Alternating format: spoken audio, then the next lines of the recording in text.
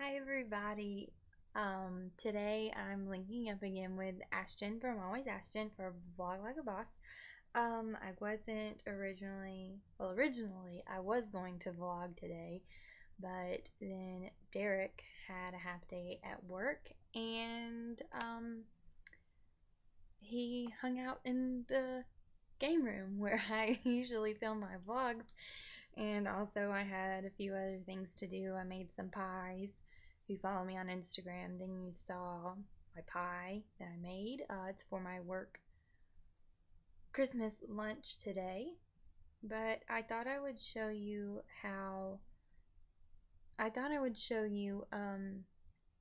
to do a Dutch braided crown, and also kind of explain the difference between a Dutch braid and a French braid. I think quite a few people don't really know, maybe don't know the difference. I don't know. I know I've had to explain it to a couple of people. But a French braid is when you braid the pieces over each other. It's just like you take your three pieces and you braid it. You take one piece and you put it over the other one, and then you grab more and put it over like that. Okay, see there's a little braid in there, and the braid's kind of tucked in to your hair. Now, if you're wanting your braid to be a little bit more visible, then you probably want to do a Dutch braid, which is when you braid the pieces under each other. So to start off, you're going to want, when I braid my own hair or anybody else's hair, I don't braid it wet. There are some people that would tell you it is better, but to me it's not, because when your hair is wet it sticks to itself and it's hard to separate. I also like to braid when there's not a lot of product in there. It can be some. My hair is straightened right now. It doesn't really matter if it's straightened or not, just as long as there's not a lot of hairspray or anything in there, it's fine. So obviously we'll start off with brushing our hair and getting the part where we want it. When I braid my hair, I tend to part it a little further than my normal part, not too much, because I don't want it to look weird, but just a little further, because that will make the braid a little bigger because there's more hair to be braided in.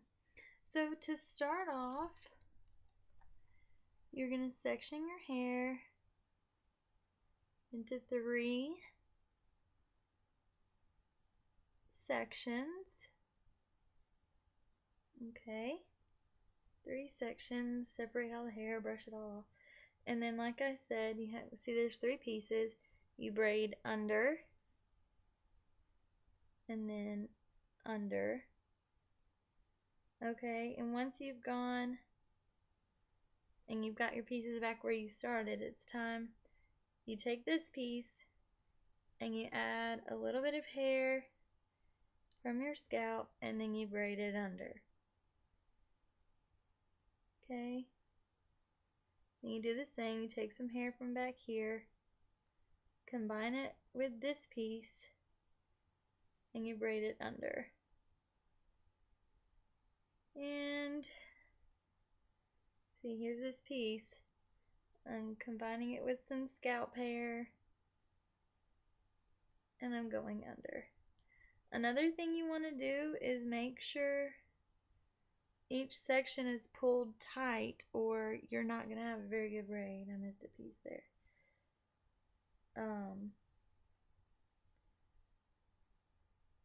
Yeah, because if your braid is loose, it's going to look, number one, it's going to look messy, and number two, it's just not going to stay very well.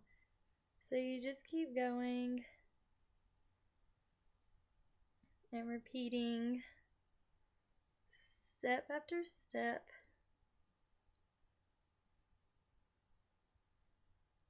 until you get the braid where you want it. And as you can see, the braid's getting thicker with each braid, and you can see it kind of sits on top of my hair instead of tucked underneath.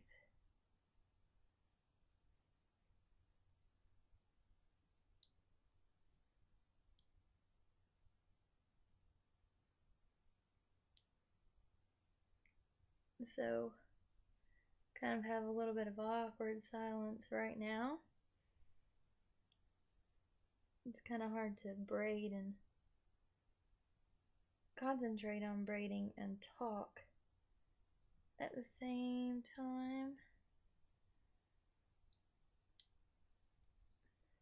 So once you get it, I usually braid it about to right there and pin it if I'm just trying to get it out of my face. Sorry, I'm trying to rest my arm because holding it up makes it a little tired. I usually stop and I'll just put a bobby pin right there. But if, let's say I'm going to put it back all the way in a ponytail, at this point I'll just stop grabbing hair from my scalp and I'll just braid these 3 strands all the way down. And still going under because you don't want to change the direction of your braid. If you start braiding over, it will make your braid look really funky.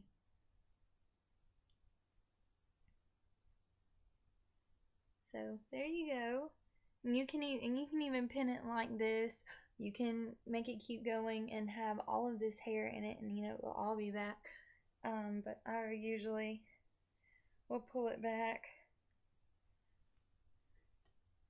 into a ponytail like this, and then it just sits pretty right there. And what you can do is you can take and you can separate it, a little, not a lot, because you don't want to actually pull it out. But if you separate it a little bit, it'll make the braid even bigger. And as you can see, like I said, it sits on top. Even the part where it's braided to my scalp, it still sits on top, and it makes the braid look a lot bigger. So that is, I've got some crazy stuff going on right here. You see? So that is how you make a Dutch braid. If anyone was interested, if not, well then, excuse me, you just wasted 7.5 minutes of your life, and for that, I apologize. If you have any questions, let me know. I hope everybody has a great weekend. I'll see you all back here on Monday. Bye.